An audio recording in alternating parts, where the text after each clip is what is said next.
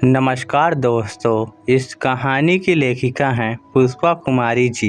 रघु, हिसाब में 10 रुपये कम है। मालती जी ने अभी अभी बाजार से वापस लौटे अपने घरेलू सहायक रघुबीर को टोका। जी मालकिन, मेरी पगार में से काट लीजिएगा।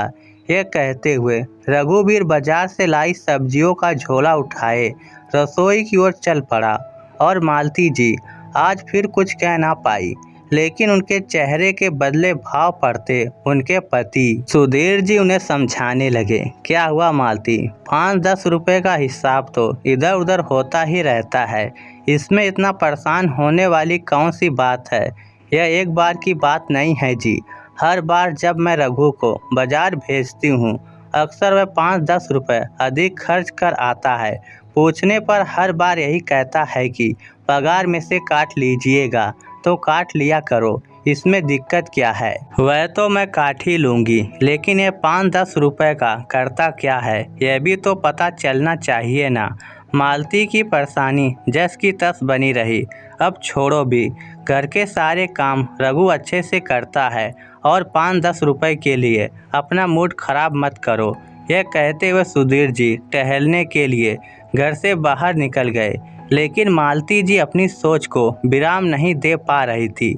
मालती जी को याद है जब कुछ महीने पहले उनके पड़ोस में रहने वाले शर्मा जी रिटायरमेंट के बाद अपना क्वार्टर छोड़कर जा रहे थे, तब उन्होंने यह कहते हुए अपने घरेलू सहायक रघुबीर को मालती और सुधीर जी से अपने साथ रख लेने का आग्रह किया था कि उसका इस शहर में कोई अपना नहीं है और नौकरी से सेवानिवृत्त होकर शर्मा जी अपने बेटे के साथ रहने दूसरे शहर जा रहे थे।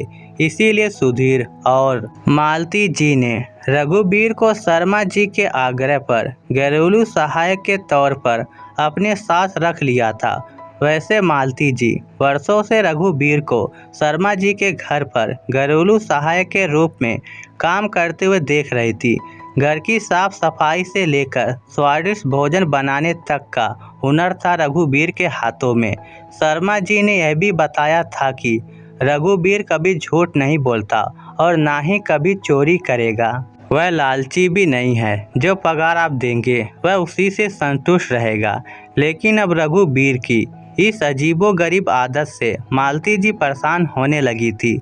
मालती जी को शक हो रहा था कि कहीं रघुबीर की कोई गलत आदत तो नहीं है, जिसकी वजह से वह हर बार 5-10 रुपये कहीं खर्च कर रहा है और उन्हें इस बात की कोई खबर नहीं।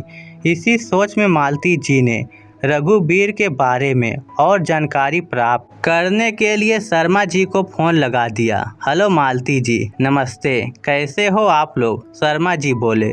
जी हम सब कुशल हैं, आपसे कुछ ज़रूरी बात करनी थी। मालती जी सीधा अपने असल मुद्दे पर आ गई। हाँ कहिए। जी वह रघुबीर है ना? क्या हुआ रघुबीर को? शर्मा जी को हैरानी हुई। नहीं, रघुबीर को कुछ हुआ नहीं है, लेकिन मुझे लगता है उसे कोई गलत आदत है, जिसकी वजह से वह हर बार बाजार में 5-10 रुपये यूं ही बेवजह खर्च कर आता है। मालती जी की बात सुनकर शर्मा जी हंस पड़े। मालती जी, मैं आपको बताना भूल गया था उसकी एक आदत के बारे में। जी कैसी आदत?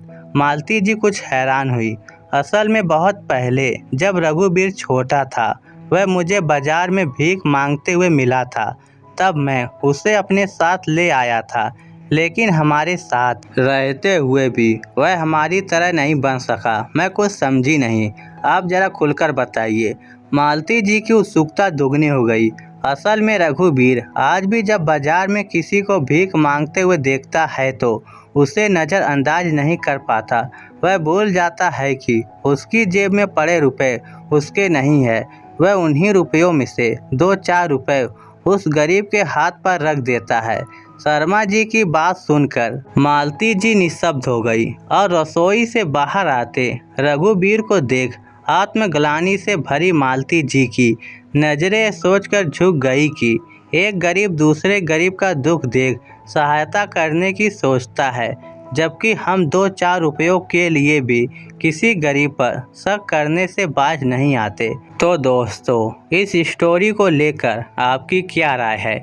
नीचे कमेंट करके हमें ज़रूर बताइएगा। धन्यवाद।